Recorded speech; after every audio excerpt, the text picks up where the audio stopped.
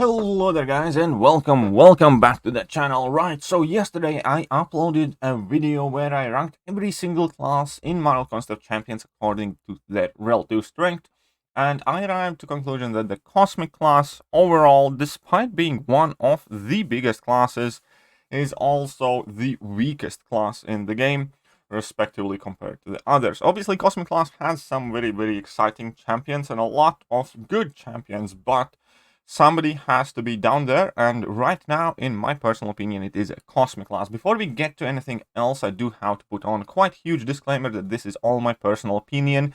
First of all, therefore, do not feel insulted if it doesn't exactly match yours. Second of all, I also must say that I personally do believe in target-orientated rank-up decisions much more than I do believe some arbitrary numbers somebody else believes the champion to have. Therefore, if your goal is to do, I don't know, Abyss, Aegon is going to be more valuable to you at that point than Nick Fury is, even though everywhere else Nick is, in my opinion, better. You guys see where I'm getting at. For instance, I don't think anybody will deny that Archangel is better champion than Venom, but Venom just so happens to be the variant MVP and covers a ton of variants and does it extremely well. Therefore, if you want to focus on variants, you should rank up Venom rather than Archangel. What I'm saying is that this game has a ton of nuance, and every single account's individual situation is different, and therefore the right decision for who you should rank entirely depends on your own personal preferences, goals, habits, playstyle, and all ton of different things to you. That being said, let's get in the top 10 Cosmic class champions in June of 2021. Now, I do have to give out a couple of shoutouts and champions that I do believe are perfectly fine champions, can be great in several situations, and very useful for accounts in general. For instance, Heimdall is a very great champion to have, not necessarily to rank up, but definitely to have, because he is one of the more,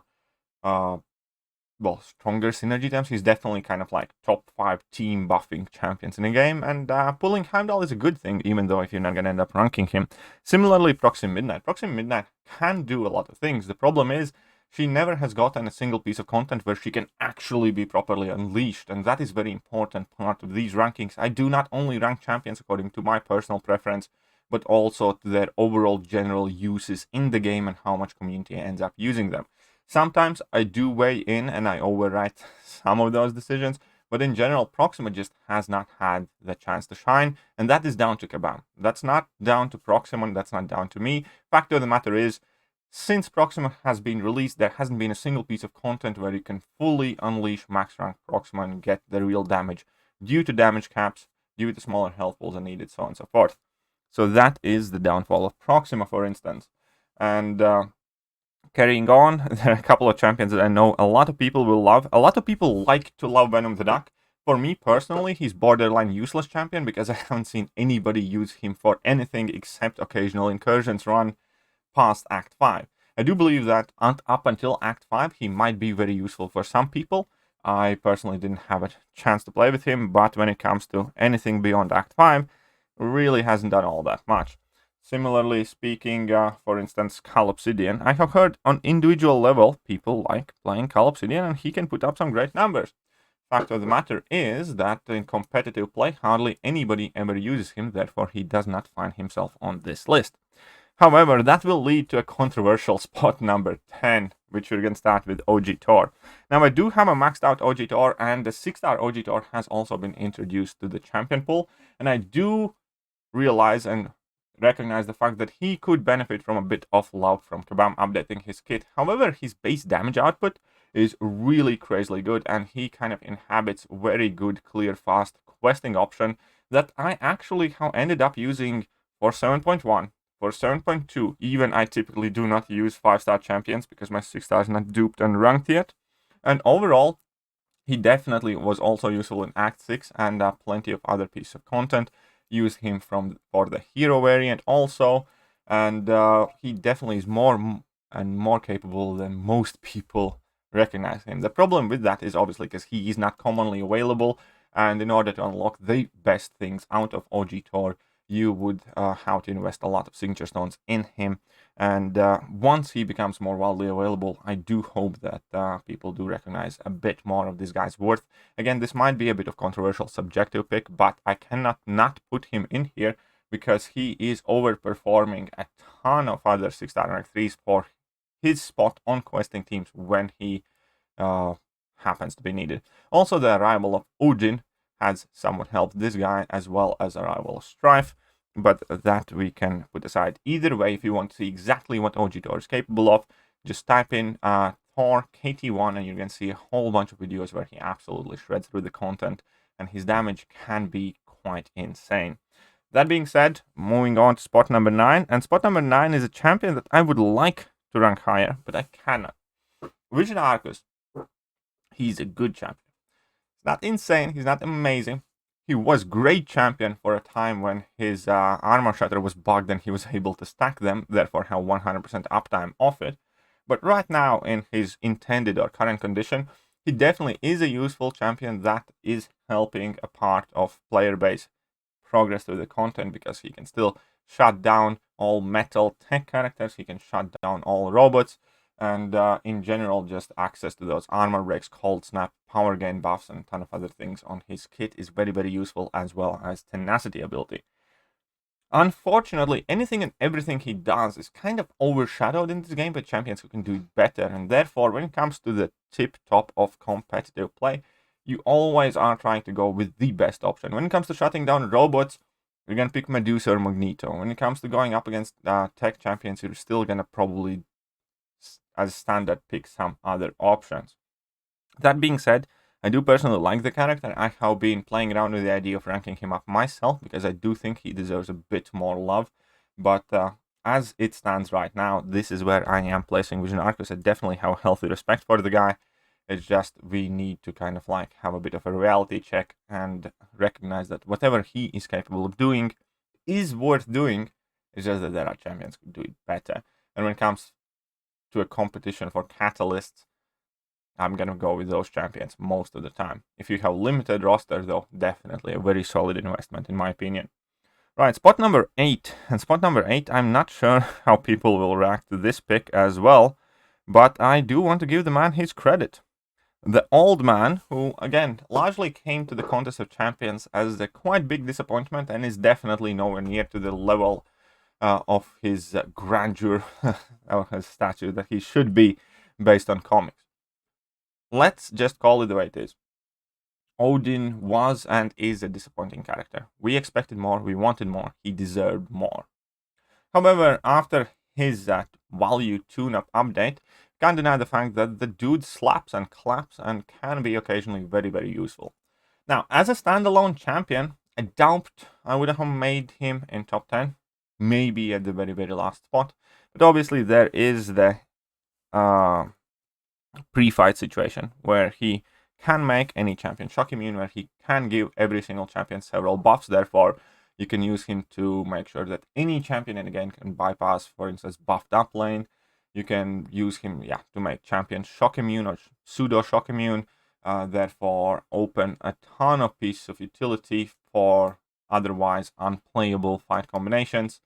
And in general, I do think that Odin is, again, one of those champions that might necessarily be the first choice for any given specific fight, but he is a champion that you want to have access to, that you want to have relatively ranked, so he's capable of doing a fight or two, and then in general, he can make, well, his catalyst cost or his acquisition cost back to you tenfold by providing you with more options. That's one of the things that I personally value extremely highly in Marvel Contest of Champions, and that is having as many options as possible for any given problem presented in front of me. And Odin does that, therefore he gets spot number 8. Moving on to spot number 7, champion that I reluctantly wanted to include here, and she might actually have a bit of a resurgence now that she's actually introduced as a 6-star. Up until very, very recently, she was not available in 6-star form, and as of right now, I believe there's probably only a couple dozen of people who have this champion as a 6-star, because she has been in only a single Cavalier Crystal offer where you can actually pull her as a 6-star. But Medusa still somehow manages to keep at least a portion of her relevance. Now, arrival of Magneto definitely was a shock to the system and to how useful this champion is. However, I was reminded of her upsides when I was doing Inhuman Legends run with her as a 4-star, and there are the positive aspects of her armor shatter and her bleed stacking and her auto block saving you, and she's a solid champion. She is by no means the top of the game anymore. She's no more anywhere close to the best that MCOC has to offer, but that ability to completely shut down all of the robots unconditionally as long as you can armor shatter them is still extremely valuable, considering how many of the robots in game are actually quite painful to go up against. And yeah, I am kind of like starting to have a second look at Medusa more and more, and perhaps look at her a bit more fondly.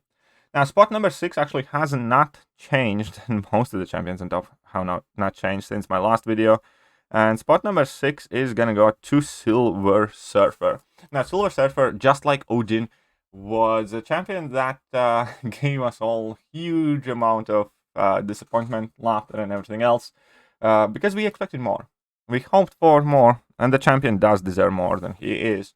Even if that is the route that they chose to go with Silver Surfer, I do believe that he should also have the same mechanic for Poison and Bleed as he does have for Incinerate, Shock, and Cold Snap.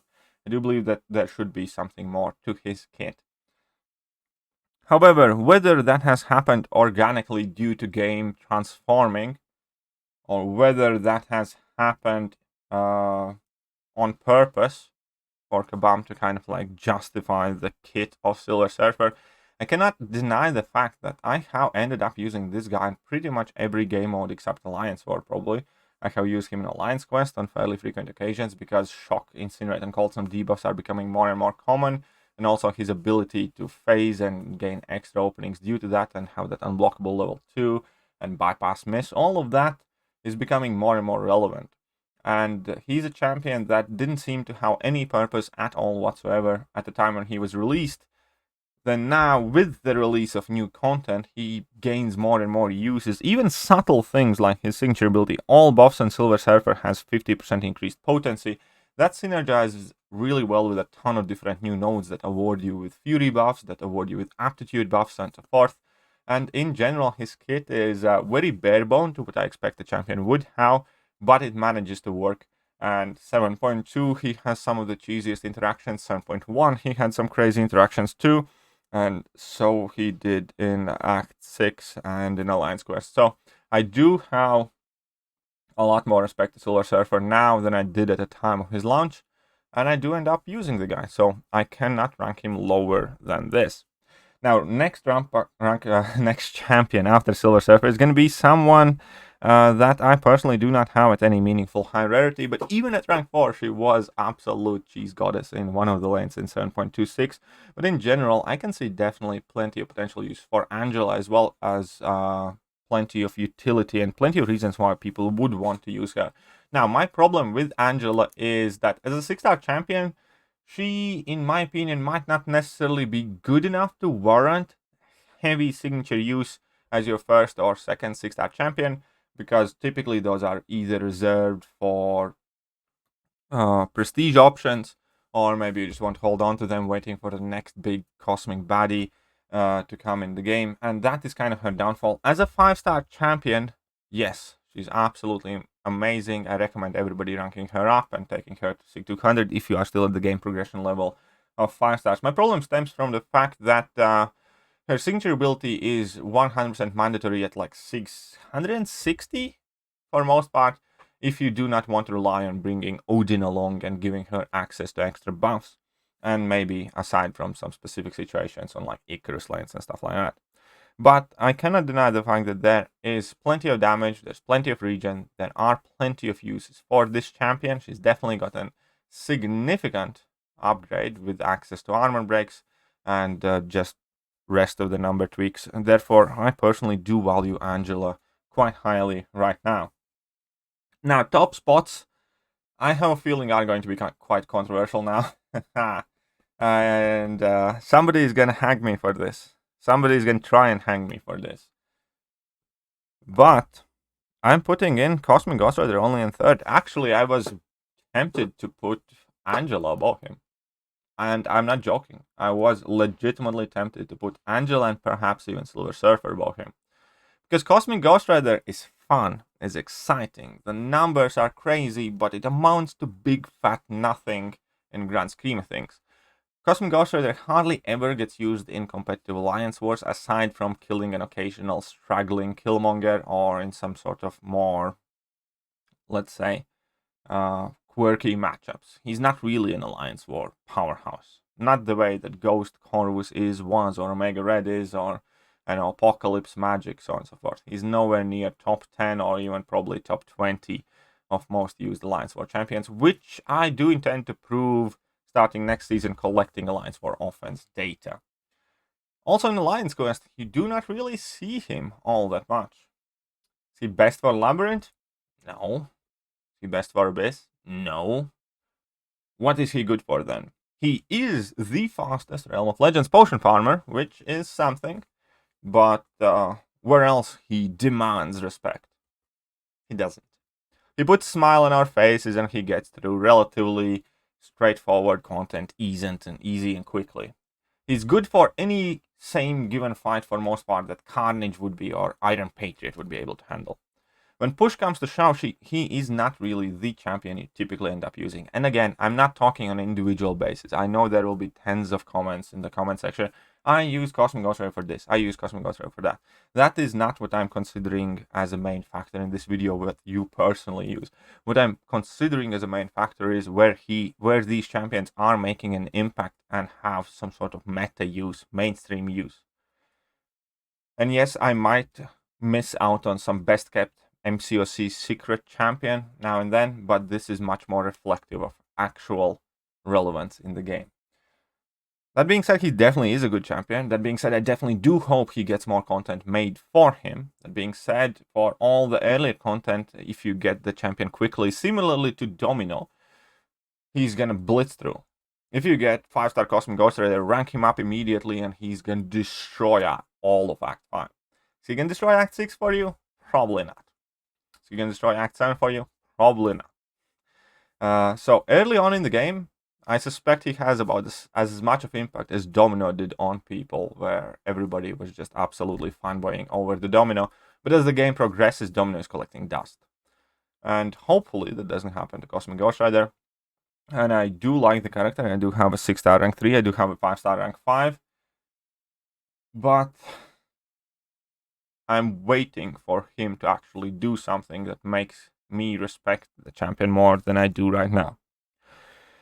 And speaking of respect, a champion that I have never, ever placed as high as I am placing right now, it is Venom. Now, don't get me wrong, Venom isn't remarkable from the initial look. Anything Venom does can be done by many other champions.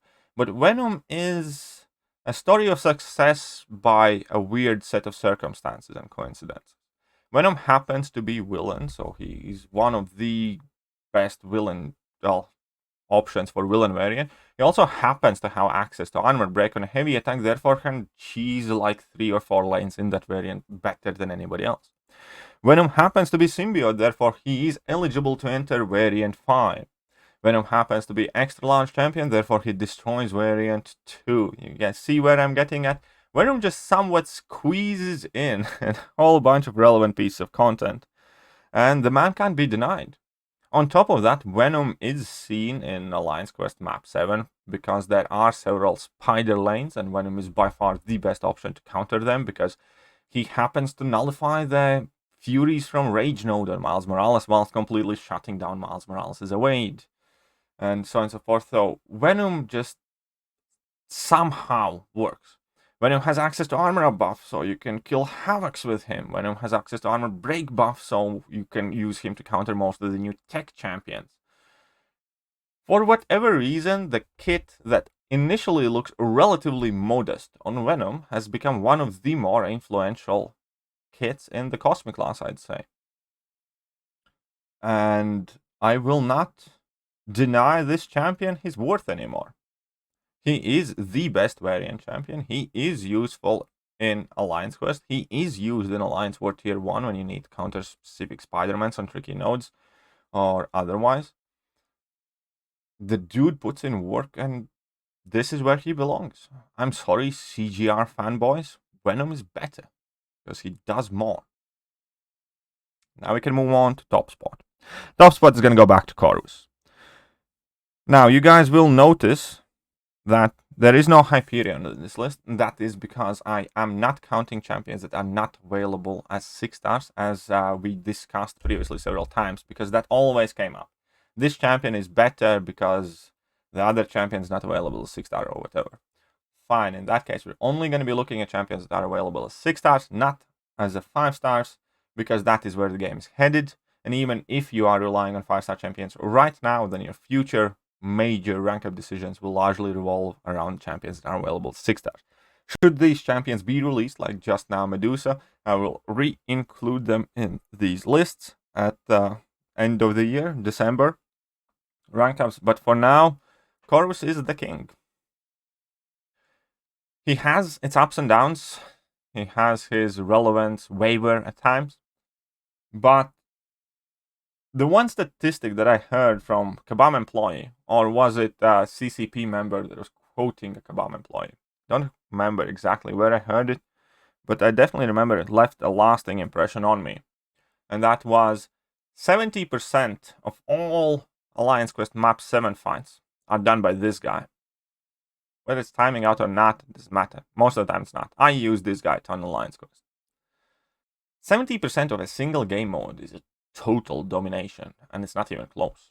If a champion is responsible for 20%, 25% of a single game mode fights, that would be total domination. This is beyond domination.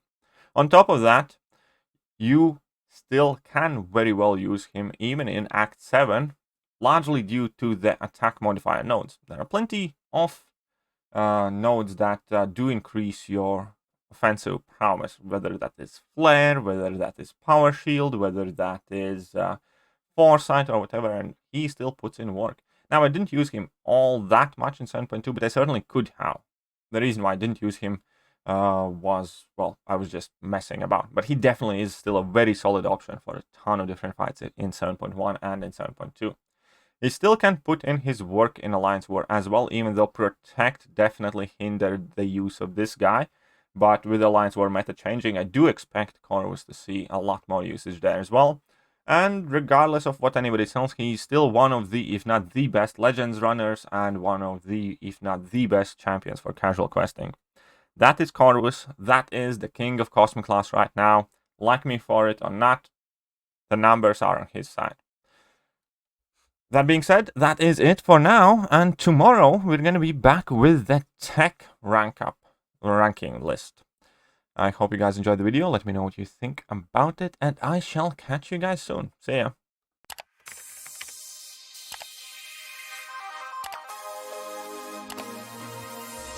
Hello there guys, and welcome back to the channel. So we have all the information